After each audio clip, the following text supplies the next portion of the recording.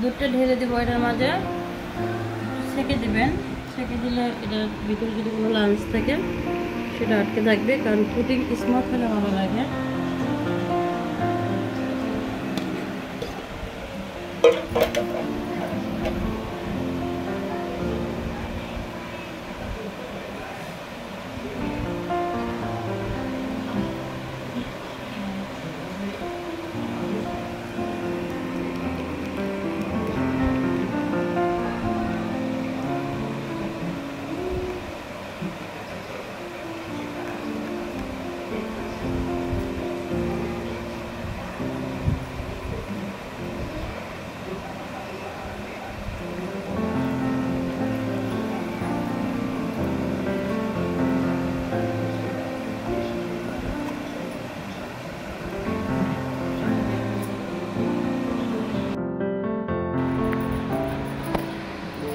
এবার আমি দ্বিতীয় লেয়ারটাও দিয়ে দিলাম।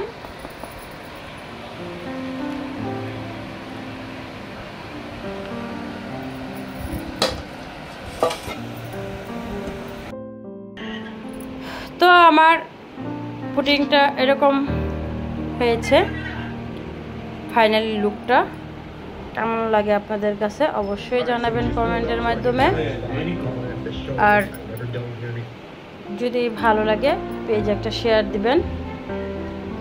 আর যারা আমাকে এখন ইউটিউব চ্যানেলে সাবস্ক্রাইব করেন নাই অবশ্যই তারা আমাকে একটা সাবস্ক্রাইব করে দিবেন।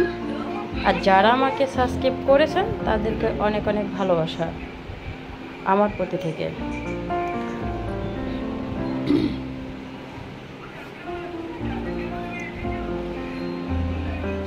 এটা কিন্তু খেতে অনেক মজা, না খেলে বুঝতেই পারবেন না।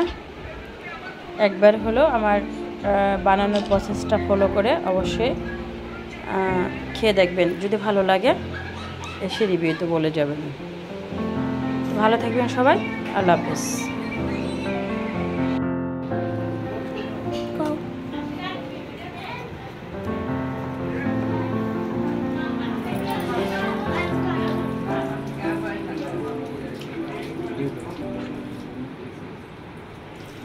আল্লাহ, এটা যে সফট হয়েছে এটা খুললে পড়া যায়। আমি ভয় পাইতেছি। আমি তো বসাইছি। দেখো তো কোন দুর্ঘটনা ঘটতে পারে। না না না না হয়ে গেছে সাথে না প্লিজ নিয়ে একটা ক্লিক দিন হয় এক না 100% নিয়ে হয় না। এটা এরকমই, এটা জেলি পুডিং। এটা তোমার কেক না? হ্যাঁ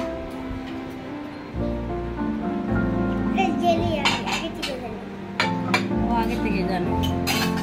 আমি প্রথম আমার ফালে বইনের সময় এটা খাইছিলাম।